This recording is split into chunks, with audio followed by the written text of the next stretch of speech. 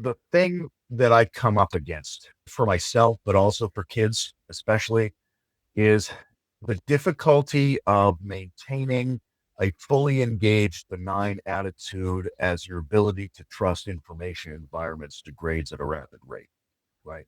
Trying to figure out how do I be fully committed to the information I'm receiving while simultaneously not believing anything that I'm receiving, right? How can I be a full political participant when I don't believe any piece of information on the mainstream news? And in fact, any video footage could easily be faked at this point, and that becomes more true each day. That's one of the disconcerting elements that I've had to paddle the most in order to keep being submerged by.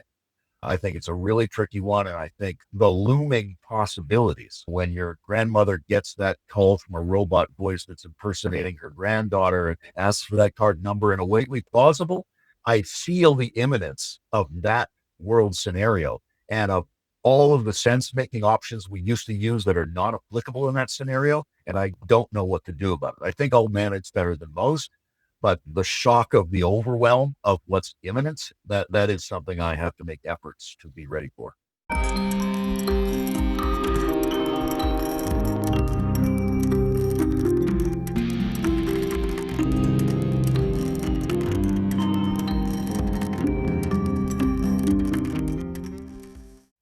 Welcome to the 30th episode of Humans on the Loop. I'm your host, Michael Garfield, and this week we decant an episode recorded 1 year ago, which means it's had time to ferment. And yes, it fizzes with meaning even more than it did when we committed it to record. The world is, after all, getting weirder every day, and we need weirdness specialists. Maybe the best guy for the job is Layman Pascal. In his own words, he used to be a Canadian meditation teacher, yoga instructor, and philosopher of integral meta theory, but he's feeling much better now. He leads the Metamodern Spirituality Labs, hosts the Integral Stage, Soulmakers Plus, and Integral Stage podcasts, and provides unique online courses. He is also a founding member of several think tanks in the developmental psychology and spirituality space, acts as senior editor of Emerge Online, and is allied to numerous institutes across the field. In addition to many journal and anthology articles, he is the author of Gurdjieff for a Time Between Worlds, Sex, Death, and the Occult, and an upcoming book about Nietzsche. Layman is known for his philosophical work on the metaphysics of adjacency, complex non-duality, coaxial developmental stage theories, sacred naturalism, archaic futurism, embodied spirituality, and the integration surplus model of religion and spirituality for a postmodern civilization facing numerous accelerating and converging crises. He refers to all his work as the serious playground. Maybe it'll catch on. Before we dive in, I want to announce the next Humans on the Loop book club. Wendell Berry's 1983 collection, Standing by Words. It's a masterwork of systems thinking, an eloquent indictment of modernism and romanticism, and a carefully crafted manifesto for the virtues of humility and land-based contextual knowledge. In discussing his essays on poetry and place, people, land, and community, poetry and marriage, we'll get to the heart of what it is to use language as a wise technology, and the nature of our responsibility to each other and to the world. This is one of the most beautiful and moving books I've read in the last few years, and it'll be a joy to dive into it with you all. Patreon and Substack supporters, and anyone making comparable recurring tax-deductible donations at every.org/humansontheloop, you are all welcome to join us Sunday, February 15th at 10:30 a.m. Mountain Time.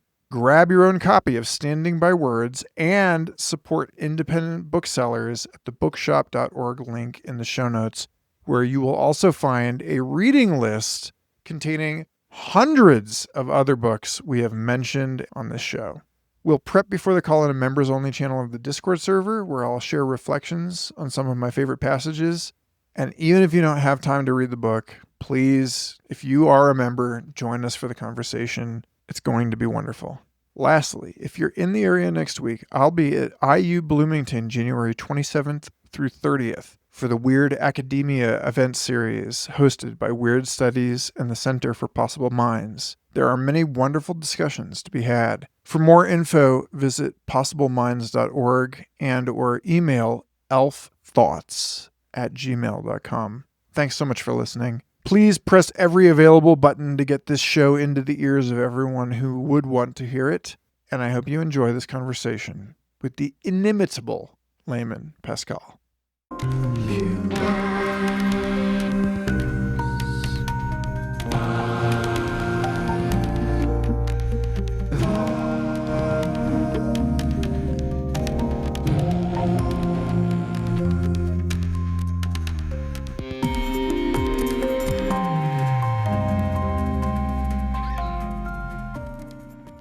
Layman, thank you for being here today. And my apologies for losing the incredibly cool conversation that we recorded last summer, but I think it was probably just the revolution will not be televised. Maybe it was just for us. It was withdrawn back into the shamanic dimension to which it referred. Yeah.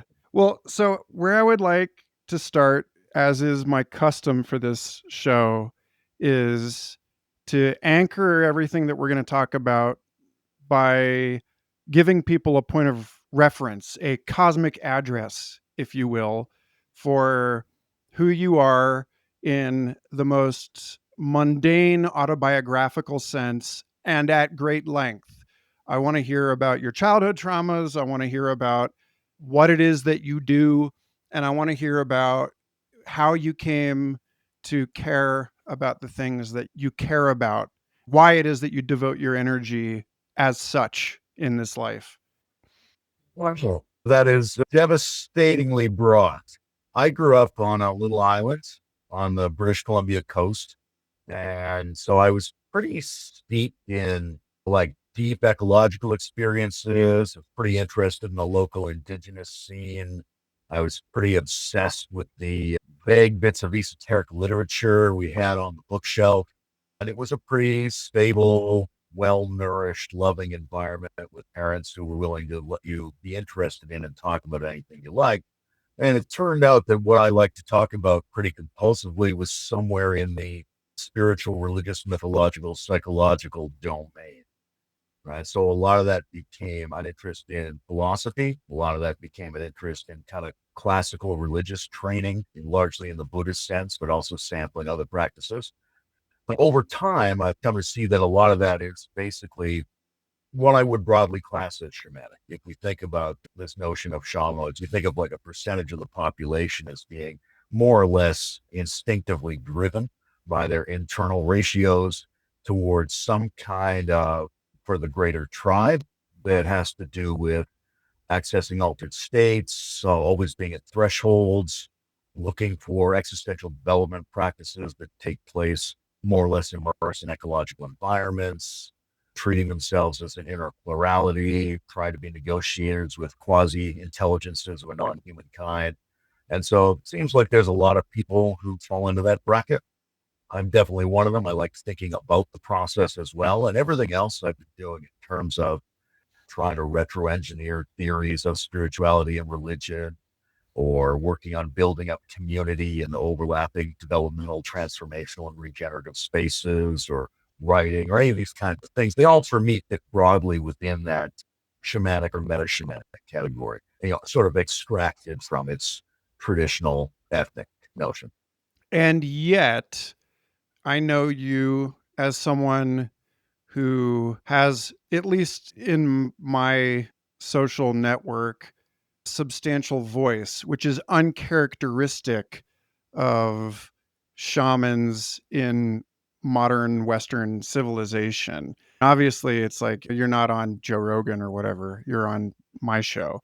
We've already self identified as weird, but you do seem to have at once both a complete comfort with edge realms and somehow an interoperability with the status quo, the world that is, moving in business and tech world stuff. And for purely selfish reasons, I'd like to make sense of this. Part of it's just temperament. And maybe if we were like going to speak in a very broad sense, we could speculate that there are shamanic subtypes, right? I think we both fall loosely into that category. And you do see people who have these temperamental dispositions showing up in the broader world. There's shamans on Wall Street and there's shamans in Hollywood and things like that.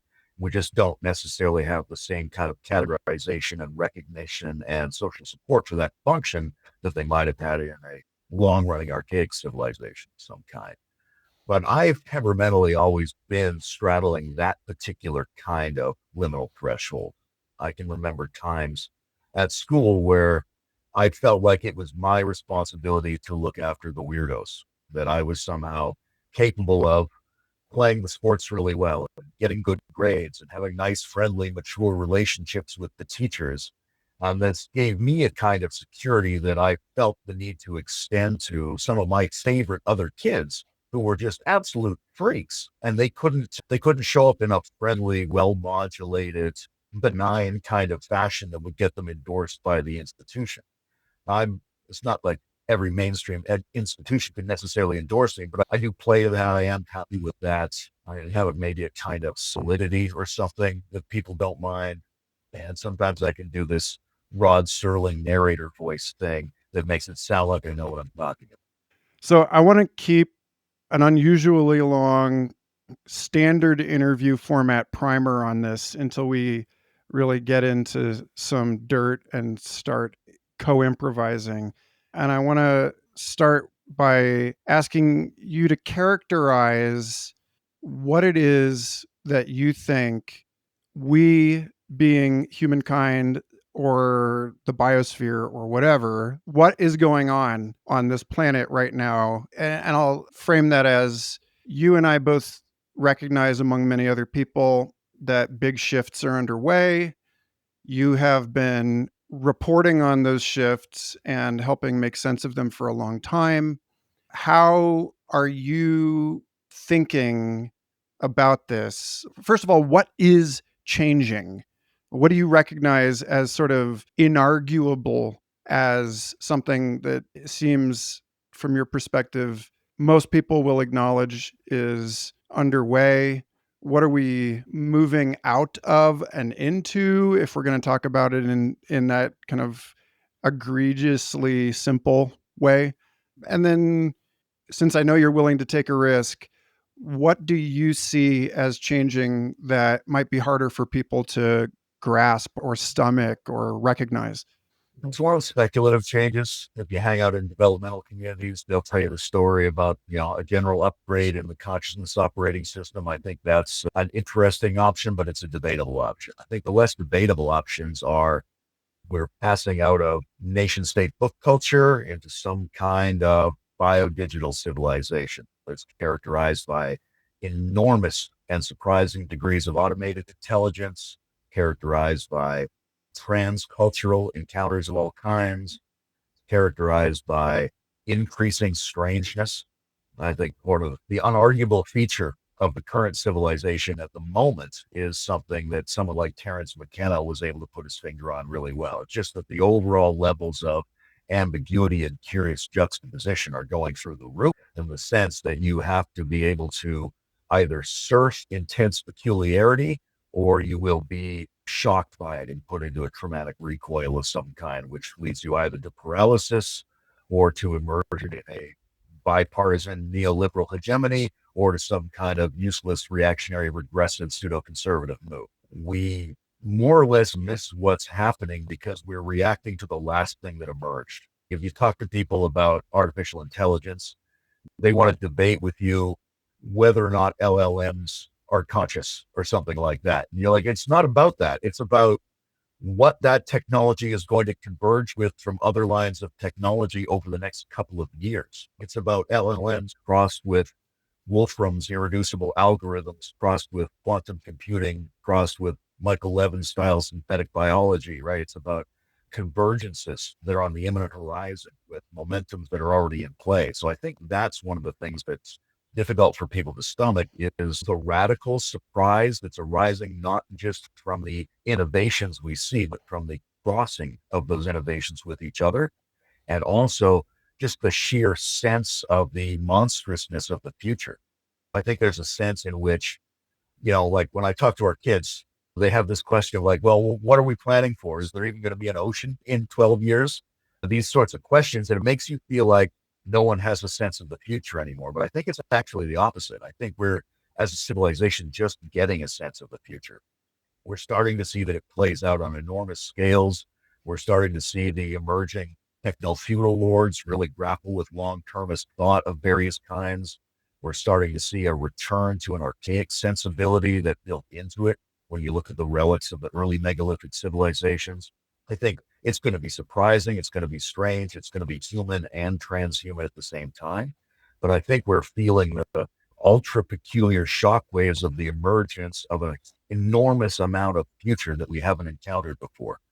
We were able to sort of minimize the actual effects of the future on our lives over most of recorded human history. And now the future is out of the box all of a sudden. Yeah, we spend a lot of time, we being me and anyone who will play ball, talking about precisely this apparent paradox that the imminent horizon feels even more imminent all the time. And then also somehow further away. Like I remember some of the first notable spiritual experiences I had, which I think file under maybe like a sleep paralysis category in high school, were lying in bed and being paralyzed by this sort of strobing sensation that my body was somehow infinitely large and infinitely small at the same time. And then all my friends are like, "Are you sure you're not on drugs?" I'm like, "No, of course." Well, I mean, now I have the language to talk about endogenous DMT release and so on. But there is this effect of digital technologies that seems to pull in both directions at the same time. And I would love to hear you riff a bit more on the both at onceness of this. And for bonus points, I would like to know what you have found most challenging or difficult or surprising in all of this, given that you seem unusually well disposed to handle a movement into a higher logical order that isn't about one or the other, but has found a way to navigate all of this with enough capaciousness to accept apparent contradiction. Well, two of the simultaneities that are of greatest interest to me. One is the time scale situation. I think every new technological innovation we've seen more or less has amplified the expanse and has contracted the part of our meaning making system. Right. So when you get into like modernity, suddenly we're like, oh no, it's not a 6,000 year time scale. It's a 14 billion year time scale. But we also shrink to the split second from what a water clock could deliver for us.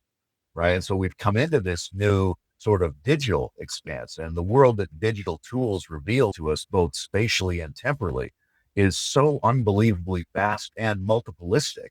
And the pieces of the reality are so simultaneously unfathomable, right? The nanoseconds and the multiple simultaneous narrative pathways unleashed by a multiverse perspective on physics.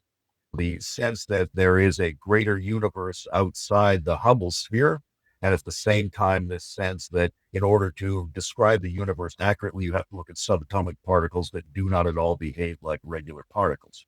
That kind of stretching in the cosmology, in the ontology to which we're subject, that really intrigues me. And I think that is a function of the universe as revealed to us by electronic tools.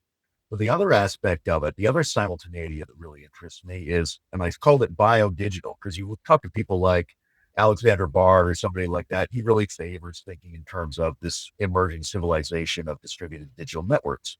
But it seems like these things always throw up their opposite that gets highlighted by contrast, right? And if you sit long enough in front of digital devices, you don't just get confused and abstracted into a virtual world. You get the situation of your body, right? Your back begins to ache. You start to think, Jesus Christ, I got to start doing something with my body. I got to stop just playing these games and start listening to Dr. Huberman or something like that, right? There's an arising sense of biological awareness that goes along with digital immersion. And I think we see the parallel structures emerging in our analysis of the body and of the nervous system that we see emerging in the way our technology is laid out on the world. And the similarities in that architecture reinforces the double sense that we're more embodied and more disembodied through this technology at the same time. And you see something that's come up in the last couple of decades of work on developmental theory and in spiritual communities as well, is this enormous emphasis on embodied practice, right? That was not a hugely highlighted feature of traditional spirituality because it was taken for granted. But now, because we're seemingly at risk of being immersed in virtual worlds so much, we have a consciously highlighted awareness of the body by contrast to the digital. So I think it is better to think in terms of the biodigital, but I do think those polarities stretch and pull us to our limits simultaneously in two different directions. It's hard to grapple with both of them at the same time. Now, yes, I have some personal dispositions and I have a lifetime of practices which allow me to be pretty good at dealing with strangeness, dealing with paradox, dealing with higher order Mobius strip type structures of insight making and things like that. Given all that, what's still been difficult for me or strange or astonishing in all of this, the thing that I come up against for myself, but also for kids especially, is the difficulty of maintaining a fully engaged, benign attitude as your ability to trust information environments degrades at a rapid rate, right? Trying to figure out how do I be fully committed to the information I'm receiving while simultaneously not believing anything that I'm receiving, right? How can I be a full political participant when I don't believe any piece of information on the mainstream news? And in fact, any video footage could easily be faked at this point, and that becomes more true each day.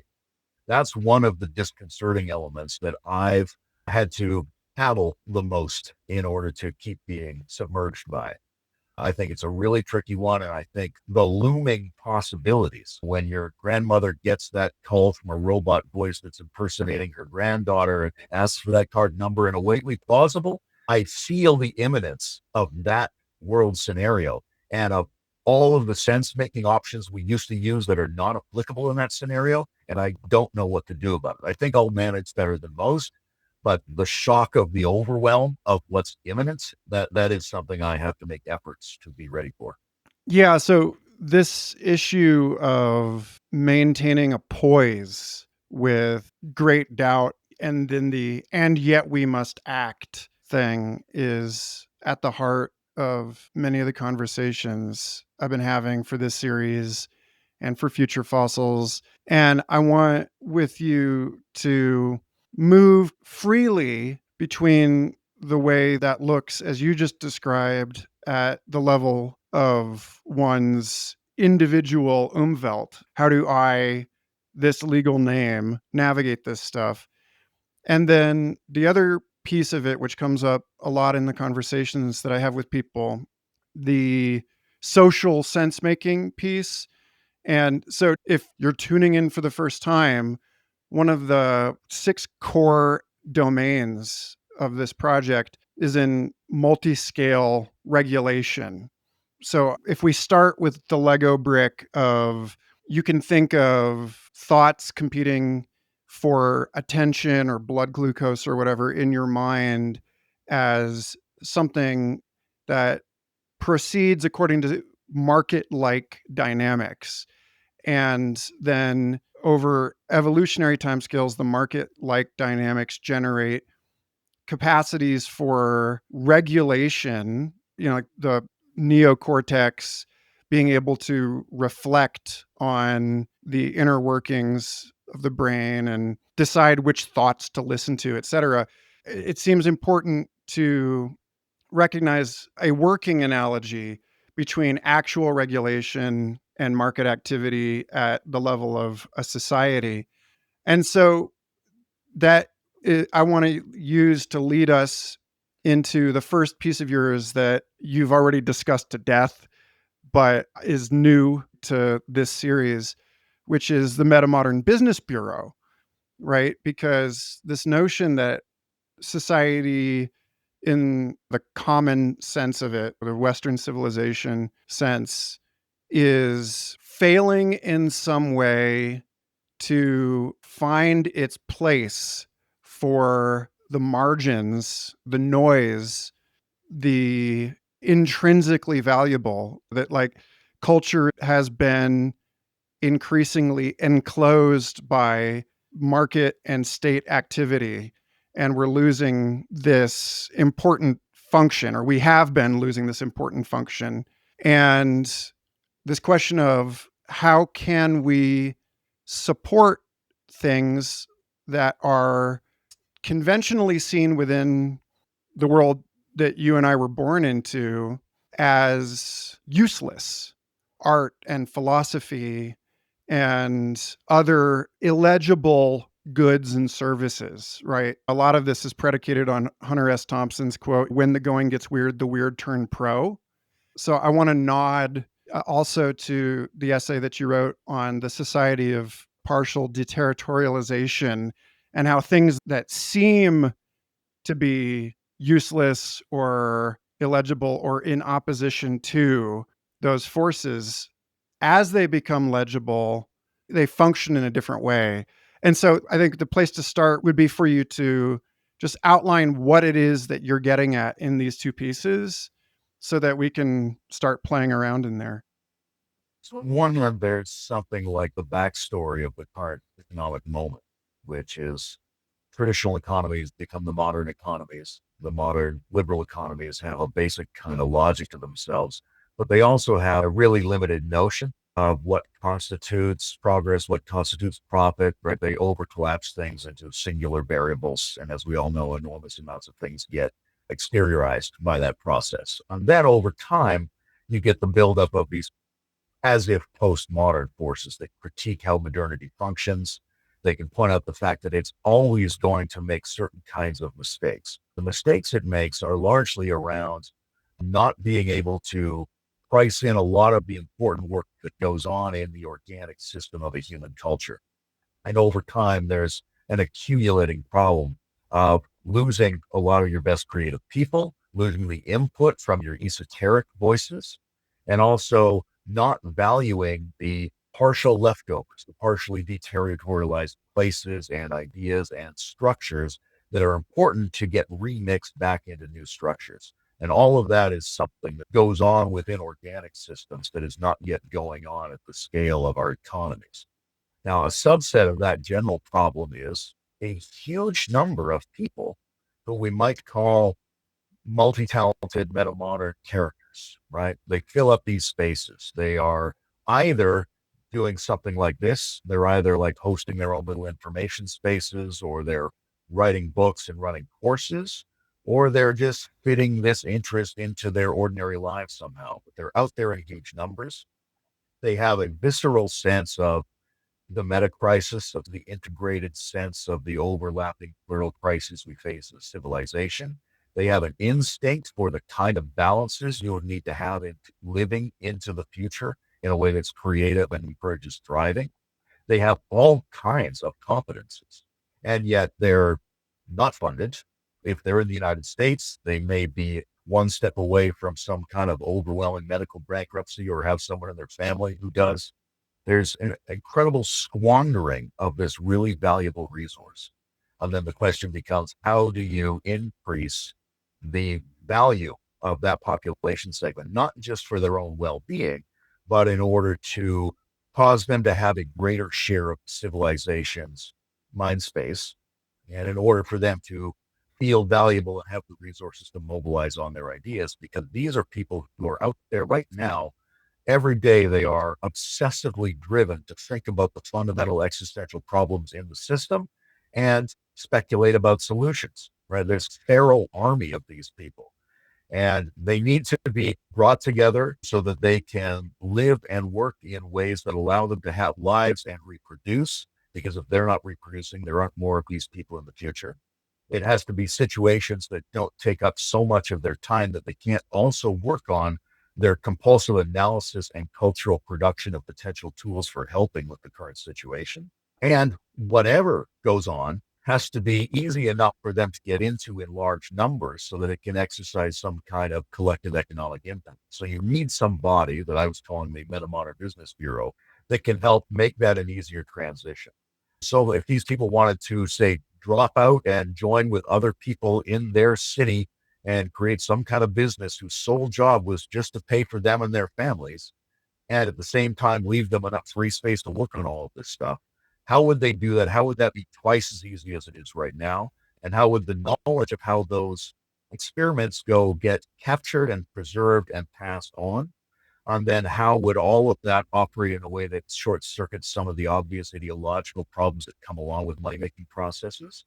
And how could that also function as a generator for market speculation of various kinds, right? Why aren't there investment guilds supporting these people and organizing things like that? There's a huge number of other aspects to that, like how do you receive funding? How do we set up all kinds of different programs? What's especially good about these people? Jim Rutt and I have had a lot of conversations about what game B people might be better at so they could outperform in the normal marketplace other types of people. So there's a lot of dimensions there, but maybe I've thrown out enough pieces for us to play with. Yeah, and just to make this super clear, in case people are confused at this point, the link that I'm drawing you into here is that there is something like the people that you identify as members of a hypothetical future metamodern business bureau, the artists, the philosophers, that I think represent at the human scale, meaning like within each of us, that function of doubt, of critical thinking, of curiosity, of exploring hyperspace as new domains become available. And that society largely doesn't recognize these people precisely because they're operating in domains that are molten still somehow, or inherently liminal or ambiguous, that makes it hard to finance them, specifically because only certain things are legible to regulation and to economic, like financial speculation. This is why I heard when you're talking about the challenge of approaching information with doubt and still being able to act on it. What I heard was that famous quote from Harry Truman, who said, whenever I talk to a scientist, they always say, but on the other hand, it's like, can someone please find me a scientist with only one hand? And so this is not a new problem, right? William Irwin Thompson talks about these as being kind of evolving archetypes that remain in place through every new civilizational epoch, that it was the artist and the industrialist in the 19th century, and that the electronic communication era is one between the technocrat and the shaman. So that brings us back to where we are with all of that. So that other piece about the society of partial deterritorialization is that there is always some region that has yet to be formalized in our language or our mathematics, that starts off in the crazies and then flows downstream to the artists who make it legible to the savants. And then Bill Thompson's last stage was the pedants, at which point it becomes obvious. And there's a nice similarity or congruity with the adoption curve of technologies, right? The earlier you invest in something, the crazier you seem, but that subfractal of this bigger issue. And so I want to link that back to your point about the fact that we're never going to get to a place where the forces that seek to render legible this world, to bring the in Hakim temporary autonomous into the empire, and then force all the pirates out to form new pirate utopias even further out under the margins, that we have to accept as part of the complexity of our situation. And for me, the question becomes, do we actually stand a chance at finding a way to make all of this valuable but economically expensive doubt Do we find a way to actually support that in any kind of metastable, enduring way? Or is it the case that the faster things change, the more intense this problem becomes? Or, like, another way of putting it would be, now we have the revenge of the humanities, right? In Stephen Johnson's language. And I'm seeing a lot of people, rightly or wrongly, say, don't teach your kids to code because that's going to become just zero marginal costs on tap stuff, but teach them how to engage in the things that were the subject of the liberal arts in a more historic sense, to think critically, to engage in philosophy, to develop their people skills, and all of these things that were until very recently considered relatively unimportant. And so, yeah, I'm curious where you see this balance, like in what direction is it growing? And honestly, you can answer that rant however you please. There's an element of these patterns, like the adoption curve, that I think are very old, historical to human beings. And I think for the most part, it was the adoption of sensibilities and moods, right? For the longest period of human history, it was rare that there was a technological innovation that occurred within a given generation. So most of what was going on in terms of a small number of esoteric people really being tuned into strange possibilities opening, and then a midsection of people who kind of got it, worked with it, played with it, tried to figure out how it worked with the rest of the tribe, and then the rest of the tribe adapting to it as variously they could. I think that's primarily, and still probably primarily, a matter of states of consciousness, of attitudes, of moods, of postural comportments, and things like that gets passed in. That's been going on the whole time. There is something that could be new because we do that kind of argument and go, there's no way to really change the system. It's always only going to have these characteristics that we've seen it have. The question is, how long have we seen it have those characteristics, right? That pattern could be an artifact of modernity. It could be an artifact of modernity plus classical civilization or something like that. It's not necessarily that it characterizes humanity in general. So I think one of the things that's problematic at the current point is that given our political economy and given the types of technology we've been running for the last little while, there have been all sorts of resources and types of minds that we haven't been harnessing in the organization of the infrastructure of the civilization. And that at other periods in human history, sweet spots, Renaissance modes, things like that, it has been possible for us to fold more of that in structurally and get more of a cultural engine humming along. And I call that religionization, essentially. Like my model of religion is essentially the same as a Renaissance. It's an upgrade of culture to the point where the different kinds of domains of cultural engagement cross fertilize to the degree that some additional spirit is formed that people feel divinizes their cultural engagement and allows them to mobilize on information they already have, but in ways that aren't pre-bound into their existing behavioral commitments. So that's happened periodically, and it can happen again. The fact that we haven't seen it happen for a while doesn't mean it's not possible. However, none of that's utopian, right? There's always going to be the role of the fringe and the pushing out of people into, pirate alternatives, heterotopias of various kinds, things like that. But that doesn't mean that you can't make the system a lot better. That doesn't mean that it's not possible to draw in a much wider range of voices. There's also all kinds of things you can do, right? Like if you have a healthier population in general, just physically, if you have stronger social safety nets, then when people fall to the side, that falling to the side is less catastrophic and they're more likely to be able to find some ways to add their input back into the system. So there are a huge number of ways that we could redesign the system to capture some of the magic of the best moments of human civilization. Then, however, that runs up in some fairly short period of time against the scale of the challenges we're currently facing as a planet. There may be things that absolutely cannot be solved without a radical mass mobilization of some kind, or just dramatic restructuring of civilization. We don't know what those structures are. We can speculate. We don't know when that moment's coming, but it's probable that some moment like that is coming before too long.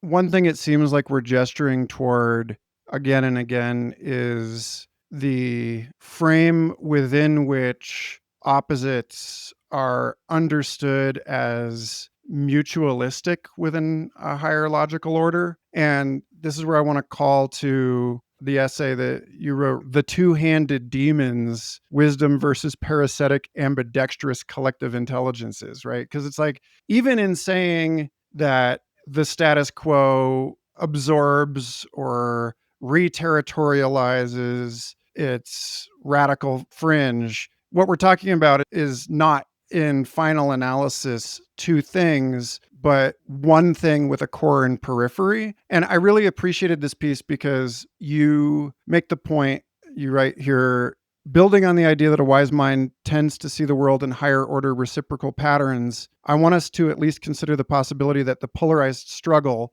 e.g., woke versus MAGA, conservative, liberal, etc., is a facade. We may be dealing with pseudo entities that have both left and right hands. The two pedals of a bicycle are not competing. So I made this mistake very recently. Like, I fell out of my understanding of this and into a question that a lot of people in the so-called liminal discourse seem preoccupied with, which is, how do we beat Moloch? Like, how do we get rid of this violence? You know, that, like, even in game B language, there's this question of, like you mentioned a moment ago, out competing all against all conflict.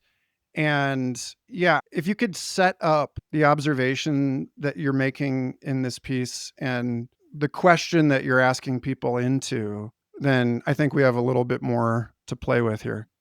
Yeah, there's a really interesting thing, which is that there's a lot of these liminal, developmental, transformational, regenerative communities, et cetera, et cetera.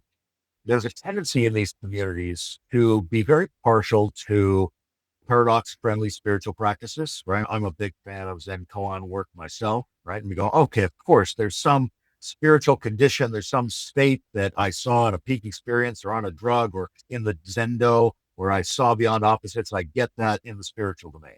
And I get that in the philosophical domain. I'm interested in metamodernism, integralism, Hegelian thought. I'm interested in thinkers that seem to go beyond the ordinary opposites. But when it comes to the way that I imagine my daily life as a participant in the political and social order, then I suddenly fall into a very simple kind of dichotomy thinking, right? Then it's suddenly pro-vax or anti-vax. Then it's simply the system or thwarting the system, changing the system, killing the system, healing the system, some kind of adversarial relationship. And I think one of the ways to imagine this, and the people who've done the best job on this so far have been like post-Marxist critics of ideology who are like really suspicious about how flexible an ideology can be. And there's a sense in which an ideology can protect itself by, like an animal would do, presenting an apparent weakness, right? A killer whale, an orca whale, has a fake eye. If you attack that eye, you will not blind the whale, right? There's a lot of animals that can lose a certain body part, and they make that body part seem like it's the one you should attack. So the person who's either trying to undermine that structure in some way or oppose that structure makes the obvious counter move, and it never changes the system. These are really complex systems. And one way to think about how complex and self protective these systems are is to think about egregores being ambidextrous. And what they always create is an alternative to a mainstream narrative of some kind. Like one of the most amazing, so Jacques Lacan, the French psychotherapist, had a great phrase, the non-dupes errant, the non-dupes go astray, right? That you'll fall for anything if it's the thing that makes you feel you're not being duped like everyone else, right? You'll be absolutely duped by that one. I remember 9/11. All of a sudden, people were like, "Oh, it was an inside job," right? They felt like there was something wrong in the mainstream narrative, but they didn't inspect the fact that they felt like they, with no problem at all, in a quick perusal of the internet, were able to crack the code and discover the secret alter story. It didn't occur to them that the alter story is created by the same ideological and institutional phenomenon that create the mainstream story. That the mainstream and the primary alternative are usually created together, usually reinforce each other, And if you were a conspiracy player in some vast game, you would always output a kind of ambidextrous story. If you wanted to prevent change, you would make sure that both the options, the conformist option and the revolutionary option, basically serve the same function. Now, that's a way of describing it that makes it seem like agents are behind it. And to some degree, agents could be behind it. But I think we need to think about this more as an unfolding of complex systems at the social level and as something that's systems of a certain kind just fall into a rhythm of operating this way because it's structurally functional and it preserves what they're doing. Just to double down on this being a metabolic challenge, the idea that to be present to something and to doubt it and still to act does require a lot of us. And to link back, because I feel like, I'm scraping the Enzo into a canyon on this conversation, but it's because it's the one point I really wanted to embroider with you. I hear people ask, what is the unifying story? What is the new narrative? And yet, it seems like everything we're talking about suggests that we're moving a level up to recognizing that there must be, in order for a harmonious planet scale society or culture, multiple different narratives, and that it's a kind of cognitive dissonance writ large.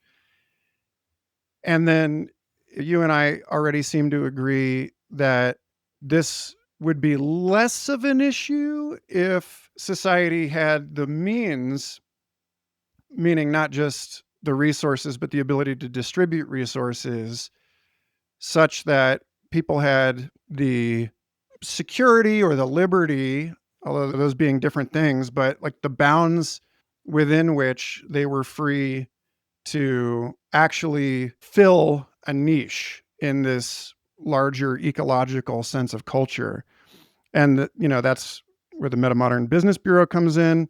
And so it's like the question of, if we acknowledge that apparent polarization can be folded into a greater unity, but if recognizing this takes work, it takes time. I think that there's actually something structurally important about the fact that so many excellent sense makers are not preoccupied trying to optimize for some sort of narrow function. Then it's more about, how can we do a better job of allocating unity and plurality, or where does centralization belong and where does decentralization belong in the structure of this thing? And that's related to another question I had for you about actual practices for navigating what Eric Davis calls global weirding. What are the practices that are compatible with the familiar, the normal, quote unquote? And then where do we know that we are going to have to take a leap of faith?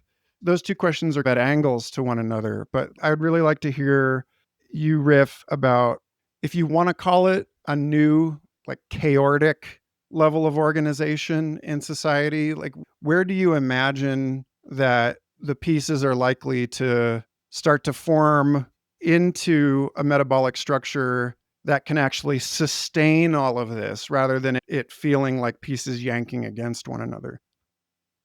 Well, when it comes to practices, there's sort of two ways to think about it. One is collective and the other is personal practices. Collective practices are going to involve what we're doing here, right? A lot more conversational sense making, punctuated by in-person sense making sessions as well, so that we're not constrained by the medium itself and we have more time to exchange more different dimensions because we don't know which aspects of what we would communicate with each other are essential to doing the sense making that builds the anti-fragility to the new conditions. And networks of people engaged in these very things are going to be central to this, and their effects on the general population will form like an intermediary layer of some kind. So, what they need are good ways of exchanging information and critiquing information with each other. They need to function like their own kind of media and sense making and judgment system collectively. And one of the things I'm most interested in is the individual practices, right? I think one of the things is like I was saying, the return to the body, but that has a subjective component that's very interesting coming out of spiritual traditions, which is just your sense of inhabiting the body, right? Of being the interior individual of the flesh. You can feel all your parts from the inside, and you can feel your whole body from the inside. And when you maintain some awareness of that, you're not as easily captured by either the virtual content or your reactions against the virtual content. But that requires, first of all, intentional attention work, right? That's a skill that we can build up. That's a skill implicated in most meditative and spiritual and contemplative practices. The other thing is the ability to bear the cognitive dissonance of the simultaneity of various forms of information processing. Some of those simultaneities are benign. They're just like two things we need to learn to track at the same time. And some of those simultaneities are very difficult. They're tension, they're struggle, they're angst, they're friction between different systems, between different behavioral investments and interpretive options in ourselves.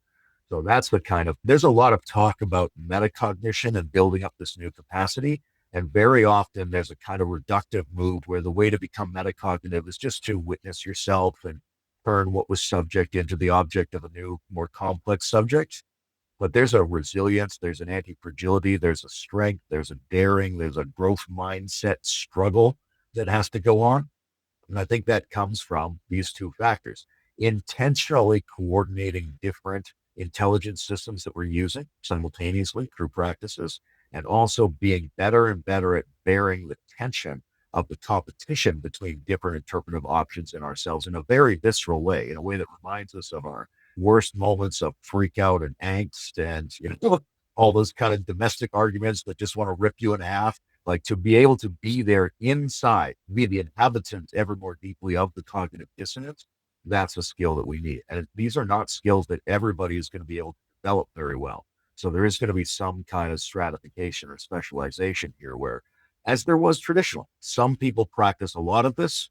Some people understand they need to do it semi-regularly and input wisdom from those people into the system. And most people will do it occasionally at most.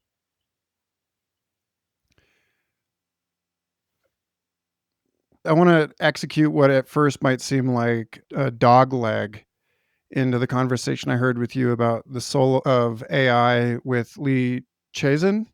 And in that, you mentioned at one point that language models, as currently understood, will not be enough for us to make the most of the opportunity that's being presented to us by these new paradigms of artificial intelligence, and that ecological intelligence in many forms does not exist. Like, when I ask myself the question about, okay, if we manage to integrate all these different aspects of our known humanity, then what about the other that Timothy Morton's always talking about? The strangeness of one's own body that's illegible to the senses. And I think about, okay, well, what's the next weird? And the next weird seems like, if we manage to bear the full fruit of a humanistic value system, then what about everyone else? And so, how do you see the strangeness of the non human, even within the human domain, as playing a crucial role in the kind of collective intelligence predicaments that we're facing as we stretch ourselves to accommodate more and more orchestrated diversity? Yeah, we're at a point, and this is one way to go back to these questions around where are we historically. One of the places we are is the unveiling of the insufficiency of adult waking state linear representational consciousness. We know that's not enough. We're playing in bigger games already. And what does it take to play in those bigger games? It takes subconscious intelligence, it takes collective intelligence, it takes artificial intelligence. Maybe it also takes biospheric intelligence. These things are a different style of patterning than the one that our left brain is used to compressing, right? That consists of patterns that very often don't look patterned to us. It consists of patterns that are very hard for us to track and predict, that there's a workability that comes through engaging them that we can't necessarily get by using simplified models of their processes. So they're always going to be strange in that sense. There's a sense in which the subconscious elements, right? We don't know how much intelligence might be subconsciously available to our organism relative to the small amount that we wake up with in the morning. But that subconscious is always going to be strange. It's going to be surrealistic inherently because that's what the surrealists were doing, was trying to bring patterns from the subconscious into the conscious, right? To think of yourself as a subconscious subject is to other the self, which is an inherently weird move. So there's always going to be an uncanniness to that dimension. There's always going to be an uncanniness to the emergence of devices that we can't tell if they're intelligent or not, and that operate from different substrates than the one we've evolved to use. That's going to be uncanny. And I think even if we imagine, as I sometimes do, how all of this fits into the notion of the biosphere as an agent of which we are organs or components of a process, I think it has an inherent strangeness that anybody who takes a psychedelic in a natural environment is going to experience. And it might not be a bad strangeness. It could be horrifying. It could be delightful, but there's a sheer Lovecraftian peculiarity to things that are operating at those scales that we can't get our hands or our models around. So, in order to be on the lookout for how we play in these other domains, we've got to be aware that the places to highlight are, in fact, the ones that feel weird to us. And that means that we need weirdness specialists to lead the charge on that. Now, that's not enough, right? But it's a necessary component. You also need people to stabilize the weirdos and force them to deal with each other and mature and become functional in the world, and people who can help translate back and forth to the rest of society. Not everybody can bear the weird all the time, but we have some people who are instinctively driven toward that terrain, and we would be fools not to make best use of them. So, in thinking about I won't call it a people's parliament of weirdness specialists and weirdo stabilizers, but something like that. I want to land this on the ground in a particular test case, right? Because Los Angeles is on fire. And I was just reading an interesting reflection on how wildfires in 2022 in China, thanks to the umbra of a more complete and totalizing national identity, led to the mobilization of effort to put out those fires across provinces and across age cohorts that seems unthinkable in the United States. That, to go back to polarization, like, I'm curious, starting from where we are now and then going back out of what, your practical recommendations for accommodating or being with these inherent tensions in oneself, out to the level of what it actually looks like in social coordination. I think the question on many people's minds right now is, where do we push on the structure of a polarized society? Or how can we nourish different aspects of it in order to make itself more aware of itself as a single entity? And I look at the US over the majority of my own adult life, and it looks like that video of the dog snarling at its own tail, you know, which is weird, right? It's weird in a funny way, but it's not so funny when it leads to crisis response that is kneecapped by the fact that everyone would rather find someone to blame than actually deal with the fire and make sense of it later. And I'm curious, as we're leaning more in the direction of what is the vision, what is the most promising and broadly appealing version of the future into which people, regardless of identity or belief structure, can pour themselves. What does it look like for a country at the cusp of tearing itself to pieces? Not just ours, but many others. And by ours, I mean me here down in the US, not you in Canada. You guys are doing great right now. Yeah, it's We always compare ourselves to you, so it's a low bar. We should actually right. have a personal goal, I think. Yeah, there are some similarities. So, on what path do we set our first step? And what do we see along that path toward a future where people can stop biting each other when something bad happens and work together across their differences? So this is really pertinent for me. So on the Integral Stage podcast, one of the things we do is we break it down into sub-series, and a sub-series that we recently generated following the American election has been on nationhood, civic spirit. What does it feel like to be members of a society or a country or a national identity of some kind, right? And obviously, among the many different people I'm talking to, a lot of them are in the United States. And one of the questions I remember I asked this of Marianne Williamson a month ago when I interviewed her is, what are the elements that are holding back the formation of a coherent sacred identity in lived citizenship that can overcome or make workable these polarities? And it seems like what we came up with was three things. One is there are some traumas to heal, right? There are lingering, unprocessed elements of the history of a nation. And healing that doesn't mean you have to give up the heroic image of the nation. You actually have to keep the heroic image of the nation, but you have to be able to take on board responsibility for your errors so that you can steer more correctly into the future. Then there's a huge problem. This one actually may be the most difficult one to solve, the incentivization of the destruction of the social fabric, right? Some people get paid when the civic spirit is destroyed, so to speak, right? So you have to have some method of blocking that as a highly profitable thing to do, to engage in the turning of people against each other, to engage in the promotion of anxiety and tribalism and identity politics of various kinds in the United States. And that has, for the last little bit of history, been an extremely efficient way to make a lot of money, is by duping people into that. And in order to dupe them into that, you have to turn them against each other. You have to present dichotomies. You have to have a news media that just constantly makes you outraged or worried, right? That's what's on sale because that's what sells. So that's a huge piece of this.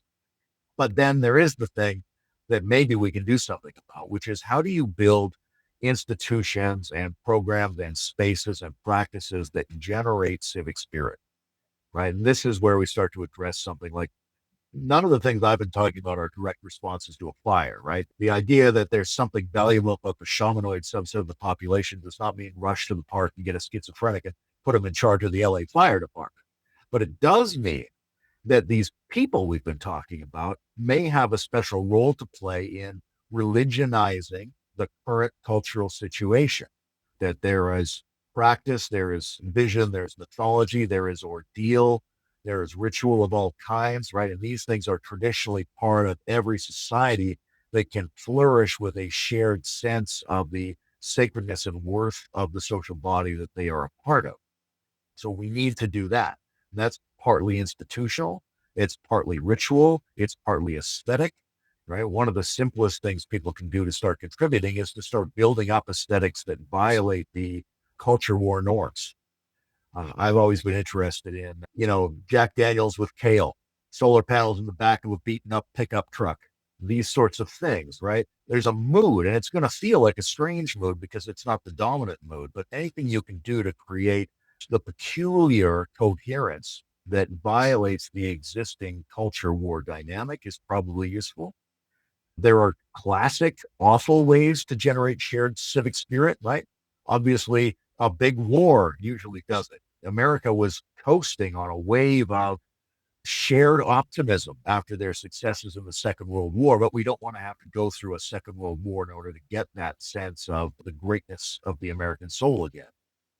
So the question is, what did we actually do, say, during the Second World War as Americans, if I could throw myself into that mixture, that helped create the spirit that mobilized the 50s and the 60s, the time period to which most existing Americans who lived through it look back on as a kind of golden age, whether they were conservative or liberal in their orientation. So one thing was there was common mobilization. Another thing is that people mixed with other people that they wouldn't normally have mixed with. One of the most fascinating things about a wartime mobilization is it puts you in a different place and it puts you with different people among your fellow citizens And I think that's essential for generating the kind of intersubjective intensity that's necessary to overcome these polarities. And I don't mean overcome that we remove them, but that they fit into it as a natural piece of some broader thing. Like the metaphor I often use is if you have an electrically conductive mixture and you have to keep stirring it, say, in order to get the electroconductivity to maintain. If you leave it alone, and the sediments separate, and suddenly you lose the conductivity that was a property of the mixture itself. And you can imagine the population being like that. As long as people are, let's say, allowed, although that's a bit totalitarian, as long as they are allowed to group into their own areas and only deal with their own kinds of people and not mix with other citizens with whom they do not share very much except for citizenship, then there's no general conductive fluid. In Singapore, they may still have it, but at least for a while, there was a rule that you couldn't have more than a certain number of people of the same ethnicity or religion living in the same area. Because the idea was if you have that, they cease to feel themselves to be Singaporean and they start to feel themselves to be American or Chinese or Christian or Muslim, right? So there has to be active efforts to mix the citizens with each other, or they will naturally separate like the Cheerios in the surface tension of the milk. I might be a bit dark when I talk about this, but I have a non trivial amount of Scottish gallows humor running through my veins. And it's interesting, like this third point about promoting civic spirit and the second point about de incentivizing destruction of social fabric. It's like, well, in a way, I'm inclined to imagine that perhaps, I hope I'm not being Pollyanna ish about this, and you can call me out if I am. But as a paleontologist, Doug Irwin talks about this. You look at the fossil record, and he was critical of even the notion that we're in the sixth mass extinction, given what a mass extinction looks like 66 million years ago or 252.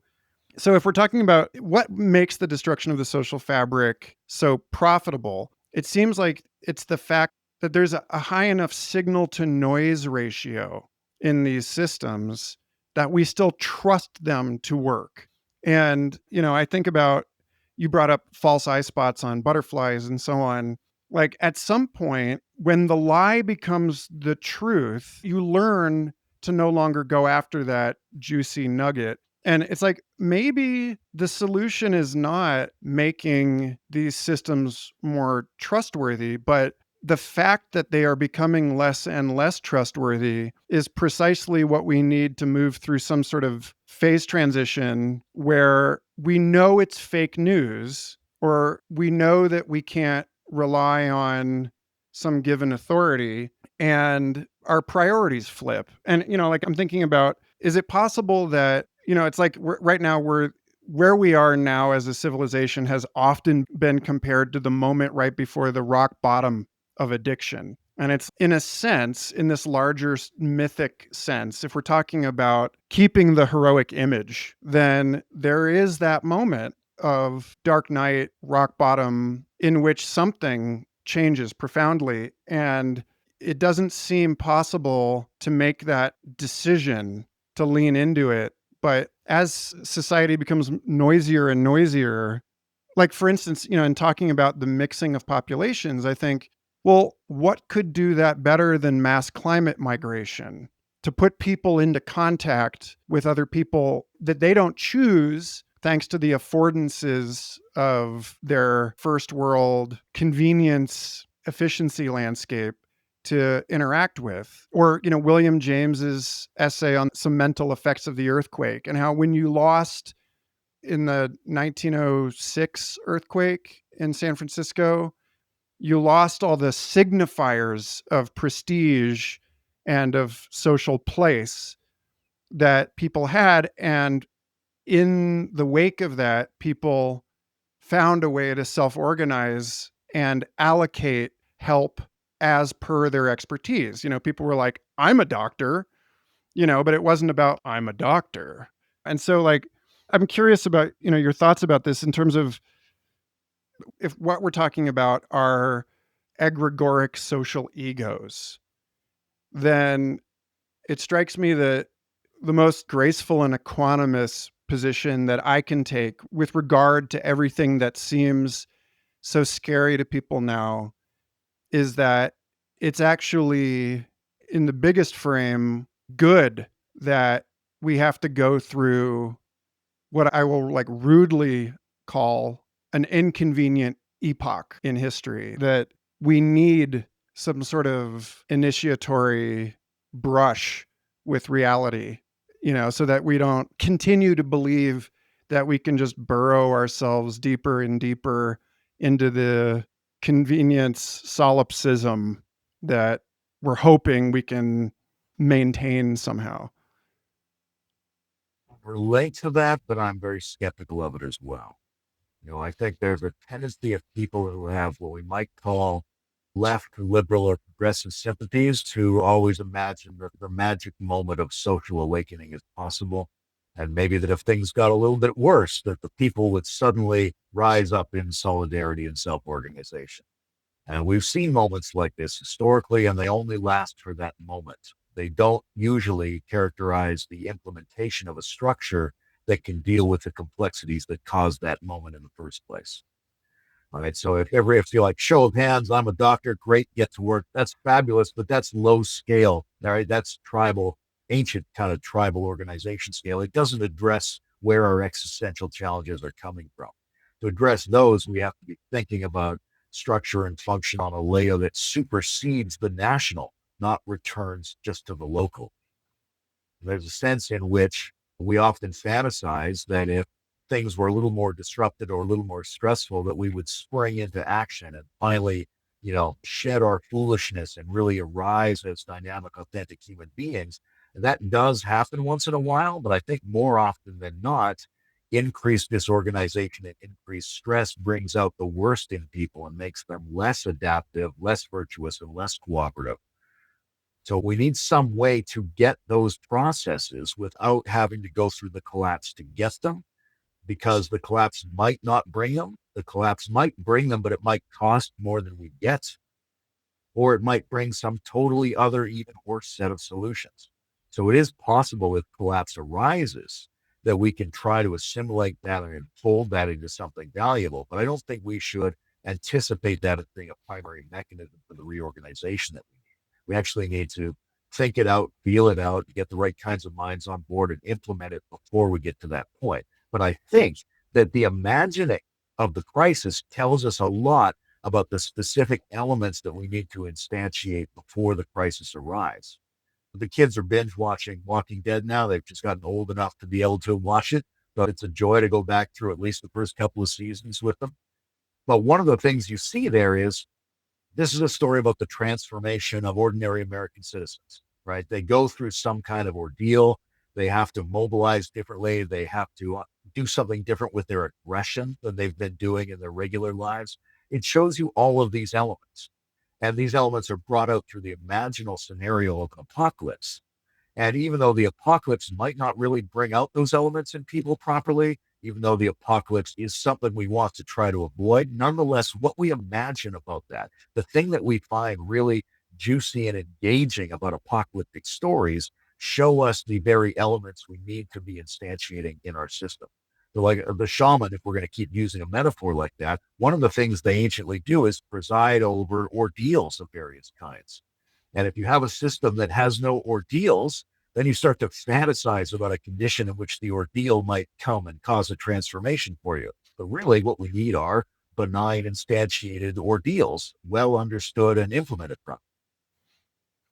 Yeah, thank you. This is exactly it. To get formal about this, there's the difference between what I really want and the desperation that has led people to vote for the dismantling of American government and vote in whatever sense for chaos, this sort of fourth turning attitude that seems to characterize so much of politics.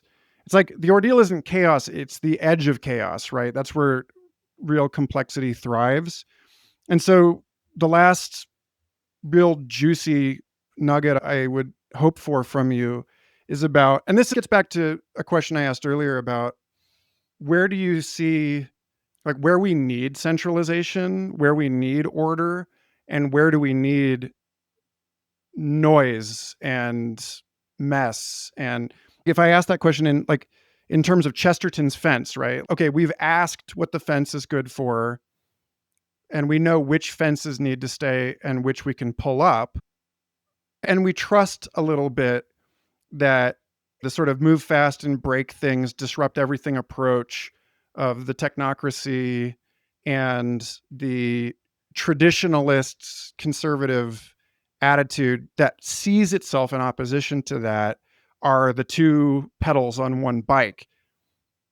The question would be, where do you think that we can actually lean into stressing the system in order to have a safe ordeal versus what needs to stay put so that people can, if not safely, because part of the ordeal is, I've had ayahuasca, it's like you really do think you're dying, and that has utility.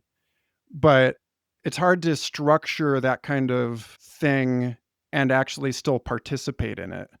So, based on your broad review, what needs to stay put for us to endure and thrive beyond all of this upheaval?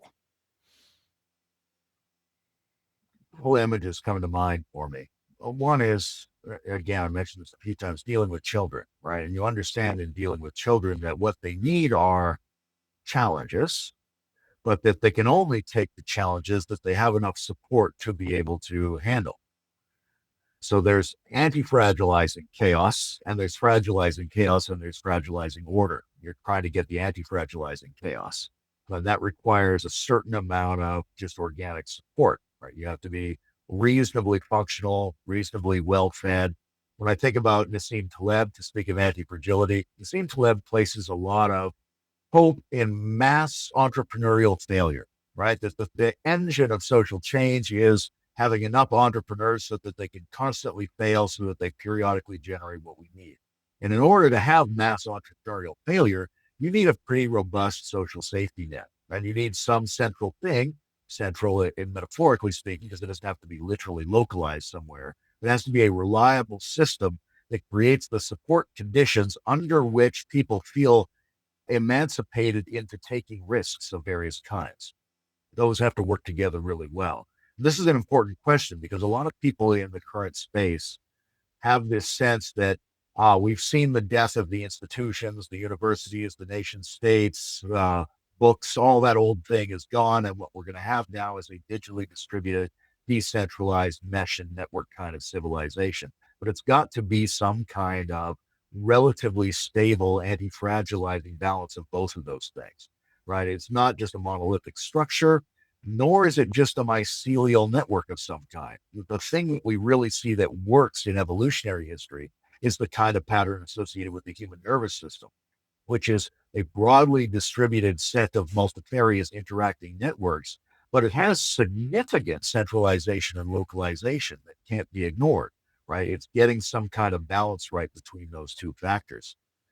I remember during the South Asian tsunami years ago, there was a situation that went on with water purifiers. They had a number of centralized water purifiers. And the problem was, in addition to the fact that they didn't purify well enough, that people just formed encampments around these water purifiers. And in these encampments, with families trying to get water, disease and all kinds of problematic conditions spread. So the idea is not to, this is my metaphor, not to centralize the water purifier, but to centralize the distribution and production of water purifiers. Everybody, every family should have their own water purifier. That's the thing you have to centralize, is how they have that so that they can move out in a decentralized way and undertake experiments and risks of various kinds. You don't want to centralize the water purifier itself and create the need, which creates a backlash. So like, we don't want to get into too much to how we would deploy that metaphor in a bunch of different domains, but that's the image that comes up for me because we do want to, ask ourselves the question of how we maintain ourselves optimally at the edge of chaos and how you maintain yourself optimally at the edge of chaos, in addition to spiritually informed inner practice, which is a huge component of this, is a situation in which you have enough supportive condition and enough desire or interest in chaos to constantly stray into that edge. So getting that balance right. If the chaos is too much, you need more support. If you're relatively stabilized, you should be led to become more interested in that chaos.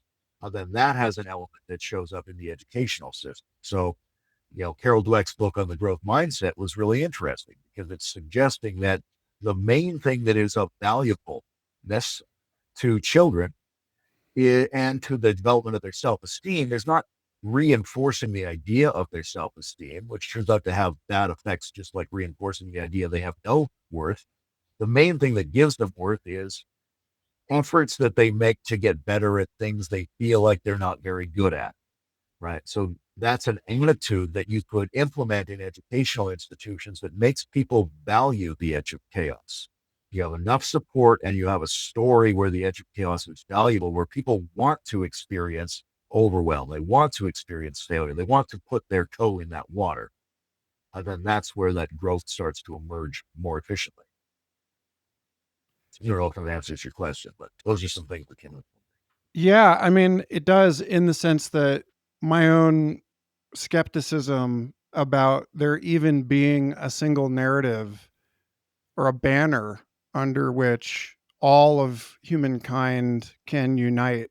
I think you did answer that, which is, again, a major pillar in this show is thinking about technology broadly as an act of parenting. And so, what does it take? What do we require? We require not a story in which everything is a game in which we have everything to lose, not a story in which nothing is at stake. We're just having fun. Although I feel like some people would benefit from a few steps up along that gradient to taking all of this less seriously, but that's not a universal prescription. The other way of putting it is like I used to preamble talks. I talk about this in episode 23 of Future Fossils with the old Chinese curse, may you live in interesting times versus the Irish toast, may you live at the end of the world. So I appreciate you helping me bring into focus that, especially with my own kids right now as they develop a self-esteem, that this is in some sense really about how do we encourage that sense of, if not comfort, at least enthusiasm with challenge. Antithetical to a story about how difficult and uncertain things are, right? My sense of what's going on, what we need in terms of parenting is to produce prodigies of uncertainty going forward, right? People who are viscerally better able to handle a huge amount of complexity and nuance and indeterminacy, whether it's in the sciences or whether it's in the world or whether it's in themselves psychologically. And there's something about that. I'm working on a book on Nietzsche right now because everybody asks me about Nietzsche all the time. So I figured I'd just get it out of the way in a single volume. But one of the things in his first book, The Birth of Tragedy from the Spirit of Music, he talks about the tragic wisdom of the pre-Socratic Greeks.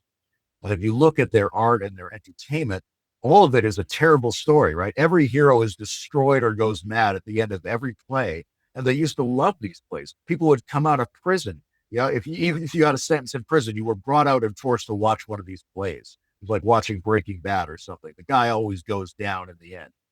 And they would tell each other these aphoristic jokes about how life was terrible and doomed. But these people were one of the most amazing generators of cultural energy and innovation we've ever seen, right? The golden age of Athens and all the sciences and philosophy, political rethink and democracy we got out of there is essentially the flowering of the practices that were going on in just that pre-Socratic period, where the moon was generally tragic and apocalyptic, but with a certain kind of cheer to it, right? May you live at the end of the world. You don't have to sell people on a story that things are going to work out. That kind of fragilizes them.